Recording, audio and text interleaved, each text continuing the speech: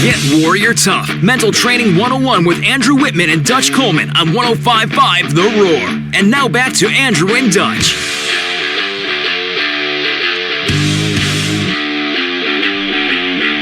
Hey, Dutch, I'm going to come poke you in the eye, and then I'm going to say it wasn't on purpose after I shove my hand through your face mask.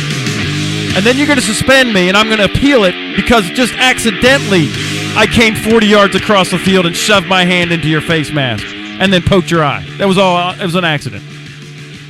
He should have said, if I was him, I would have said, hey, man, I'm right-handed. I can't control that hand. Right? I had carpal tunnel. I can't help that.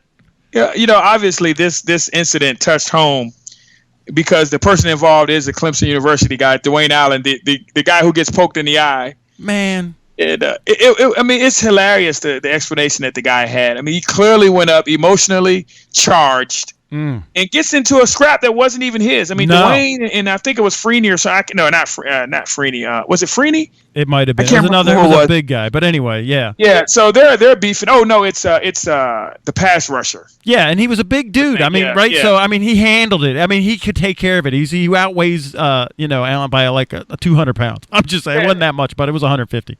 Right, it's Von Miller. So you got Von Miller, who's one of the most feared defensive ends in the league, right? And he's handling his business. They're jawing back and forth. Stuff's obviously been going on again. And then you got this defensive back that comes in and jumps in the fray and pokes him in the eye. Yeah, and that isn't the end of that. They're going to see each other again. No, I know. And we're not saying his name because he doesn't deserve to have his name spoken on the air. Eye poker. That's what I'm calling him from now on, the eye poker. Unbelievable. Yeah. Goodness gracious. And I think he has the prestigious award of being suspended with 3 different teams, including my Patriots. I think he's been suspended every team that he's played for. That's hilarious. Yeah. And a very good player, too. So you don't need to do that. Right, you don't need to. I don't get it, man. I really don't get it. Oh, since we mentioned the Pats, we're cheating again. Somehow we're manipulating the coin toss. Oh, you know what? I bet your boy Belichick slipped in a 2-headed coin. Is that what it is? I thought maybe he had Chris Angel working some kind of mentalist magic on the side or something. Maybe he had – who were those 2 guys in Vegas that had the white tiger? Do you remember that? And they had leather chaps? Bigfoot and Roy? Yeah, he's got those guys on staff. That's how they're making the coin toss happen like every time. You know what? You just can't trust those Patriots. Their name shouldn't even be the Patriots. That's such a positive name. They should be like should be like the New England ISISes. Yeah, right? Or the NSA. They're just the NSA. Because they got there's as much conspiracy theorists about the Patriots as there is the NSA, and I know they're listening right now. What's up, guys? I told you I'd give you a shout out. The funny thing is that the NSA is contacting Bill Belichick trying to get some pointers from him. Yeah, they're like, hey, dude, how is it that you snooping on the other? Yeah, could you give us what? Yeah, exactly. The NSA is using. Anyway. Belichick is going to get a job with one of those black waters, or what do they call those, black ops? Yeah, the black ops. No, he's already running for the seat. He's running the whole show up there. That's a training camp. The inside that building, all those people, they're like CIA. It's the farm, and that's what's going on. That's how they got caught. Spygate was guys that got failed out of the course because they got caught. And I ain't mad at Bill either. Look, if you ain't cheating, you ain't trying, as they say in sports, man. You got to push that envelope as close to the line as possible, and look, hey, there's millions of dollars on the line, and there's crazy fans like me expecting stuff, and you got to give it to us. So you got to do what you got to do, and if you get caught, maybe you got to deal with it. Yeah. And hiring Siegfried and Roy to get the coin toss going in your direct. I mean, really, like they're already. I mean, they're cheating with the coins. Come on, guys. Anyway, all right. So now this Jets-Bills thing. This is funny because right, Rex Ryan is taking a little heat because he's sending the guy that broke Gino's jaw out as a captain. And I'm just going to say his first name. Was it Ike? I don't know, man. I know it's on tonight, right? Yeah, his last name is like there's like 13 consonants in one vowel. Right, so he sends him out, and he's the guy that punched Gino. But now you said that he does this every game anyway. He's not just trying to really now. Jeff Fisher tried to stick it to the Redskins when he sent out all the first-round draft picks that they got from.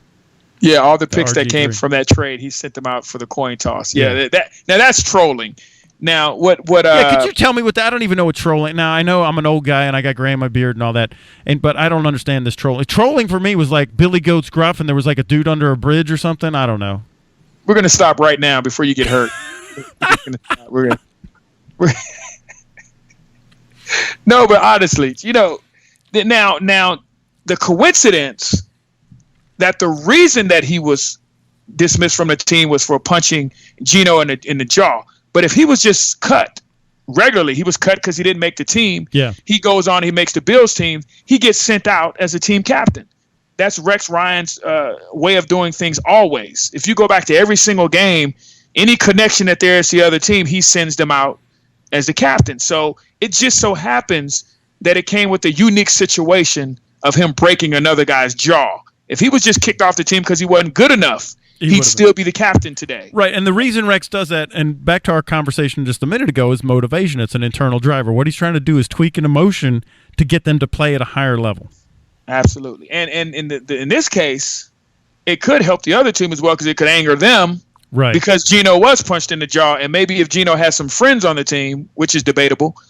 I think that they're happy. They love that guy because now Fitzpatrick is just doing a great job. I think the Jets are on a playoff run. I think they're happy. They wouldn't be anywhere near where they would be with Gino. I'm not taking shots at him, but just his past performance, and it just is what it is, man. Right. But I think the physical nature of football, guys are looking for any edge anyway. So even if they didn't like the fact that that EK or did or didn't do it, they're going to take that and use it as an edge. They're going to manufacture that edge. Right. I think that's why we're seeing Tom Brady play at the level that he's playing right now, because he's internalized all that stuff. And this is one of the things that we talk about in CEO of You too, is that and I'll say this as a high performer: don't bet against me. Don't bet against me, and that's what Tom Brady's at. The highest level of performers, they don't bet against me, and so he's like, I'll show you guys, oh, I'm a cheater. I can't win without cheating. Watch this. I'm old. Watch this. And I tell you this, another reason you should come to the CEO of You is because I knew that already, and that's why I drafted Tom Brady #1 in my fantasy football league, because I said, he's out to get the word. Now, we know quarterbacks don't usually go in that first round. You're getting receivers and running backs. You're getting especially in your PPR leagues where you get the points per reception and all. Yeah. I went against conventional wisdom, took Tom Brady with the first pick because I knew all of America was about to pay for what they just did to him. So this is helping your DraftKings and FanDuel account because of Get Weird. This is another reason why you should come to CEO of You, so you do good in your fantasy football league. Is that what you're saying?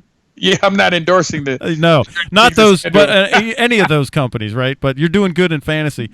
See, I don't even know what that is either. I just saw them on TV. I don't know. This is a little different. This is a keeper league where you keep your player on your team throughout the season. I don't even know what then you said something else. There was some letters in there, some P's, and You're going to get hurt if we talk about this anymore. I know, right? You're over my head, man. I'm a gunslinger, man. I always say this too. You never want me anywhere near macros on an Excel spreadsheet. I thought those were coconut cookies too. So, hey, you got those macros? They taste so good. They're like, get away from the Excel spreadsheet right now, Andrew. Yeah, I know, right? All right, so man, I'm really excited this week. Now, my wife said that this game with Syracuse with Clemson makes her a little nervous because there's nothing to be nervous about.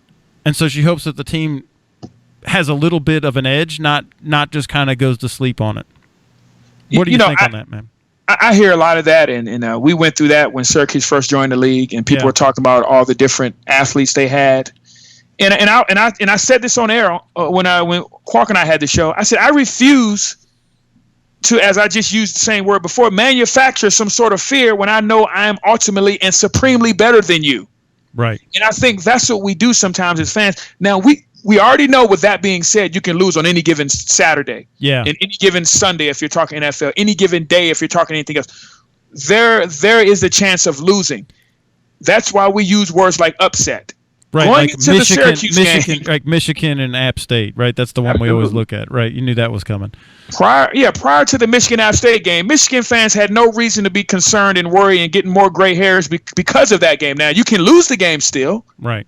But I have not a single concern about the Syracuse game when I match my team against their team. I'm the same way, man. But there is that kind of that, and you don't want to go to sleep on it. And I understand my wife's right. You don't want to just take it for granted that we already won this. You still have to go out and perform. Let me. I was going to say, the players don't want to fall. I can sleep on Syracuse all I want. It won't change the price of beer. But now the players, you better hope that they're not doing right, that. and that's what we're talking about. We're talking about the players, man. Because yeah. Right. Yeah, but the culture. See, you have to be confident in the culture that got us where we are today. Right. Is going to be the culture that takes us through and beyond Syracuse on Saturday. And if we lose, it's because they outplayed us. Not because all of a sudden we had a big lapse in the culture that we believe in. That's got us where we are now, today. that's not going to happen, man. And this is this was the great discussion on Roy Philpott's show this morning. I think he was on early or yesterday, whatever, with Ben. I can't remember the day, but they were talking about it's a long-term deal, and Dabo's goal was to make this the best decade in the Clemson program. And this is the mindset of the elite performer. It's not a short-term thing. They got their eyes up and seeing in the distance, and this is a long-term proposition for him. And go ahead. And I'll say this. I'm going to challenge the fans to be elite fans. Alabama, although they lost to Ole Miss, they shouldn't have been worried. They shouldn't worry themselves half to death all week because they're elite fans. They expect to win. They expect to dominate. Now, we know you can still lose. We saw them lose to Ole Miss. Right. We've seen them lose to teams in the past, and they still won the national championship. So if I expect an elite team and an elite culture, then I need to be a part of that culture and to be an elite fan. And I'm not going to – I have 4 kids. I'm not going to worry about Syracuse. I'm going to let Dabo and the staff worry about it. Right. I'm going to let them live in a culture that they created that got us where we are now, number 1 in the country. Yep. And I'm going to expect them to walk in that culture on Saturday. Even with all that being said, there's a chance they can lose in battle, in competition, or what have you. But I'm going to walk in the culture that they created, and its excellence is with expectations that we're going to dominate Syracuse on Saturday. Yeah, and I'm going to just disagree with you on one thing. There's no way we're losing. I don't think there's any chance at all. I really don't, and I don't think there's any chance with Wake Forest. There's no shot, man, okay? Now, that being said, anything can happen except that. Right, and we beat them. I think it was 56-14 that the time when I was just raving about how we weren't going to lose, and we dominated them at their place. And look, that's what I expect us to do this Saturday. We're going to dominate them at their place, and they're going to be asking for more next year. 100%. Now, I got some people saying that I'm a bandwagon guy. I'm not a bandwagon guy. I roll tide. I'm an Alabama fan just like Dabo, and Dabo can drink the orange Kool-Aid too. So if he could do it, then I guess I can do it. So and once you build relationships with people, you root for them, you support them. It's personal, and that's why I like the Patriots. People don't. They're like, why do you like the Patriots? Because when I was on Joe Lieberman's detail. As his lead advance agent, he's friends with Robert Kraft. So whenever we were there, we were in his box. He's a great dude. It's a great family. I love them. They're just great people. So that's what you say. It's personal. And so that's kind of where I'm at. And Clemson Nation has opened their arms to me, and they've embraced me. And it's hard to be mad at them, man. And you're not the first person that's happened to. Clemson Nation, when they show you love, it tends to come back, and that's what Andrew did. We show him love. Now he's showing us love and support. And I'm very excited about just what's coming. I feel like my chances of winning the national championship this year as a fan have doubled because now it doesn't matter. So listen, dude, the hour's gone. Holy smoke! Wow, this is crazy. Hey, one more. I just want to remind everybody again to get your tickets to CEO of You seminar on November the 20th. Go to the Get Warrior Tough website, getwarriortough.com.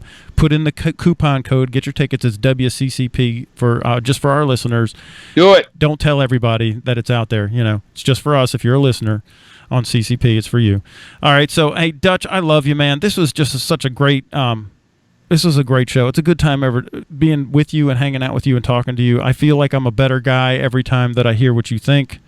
So thank you for partnering up with me, man. Amen, brother. Likewise. All right. We'll see you guys next week. Roll Tigers.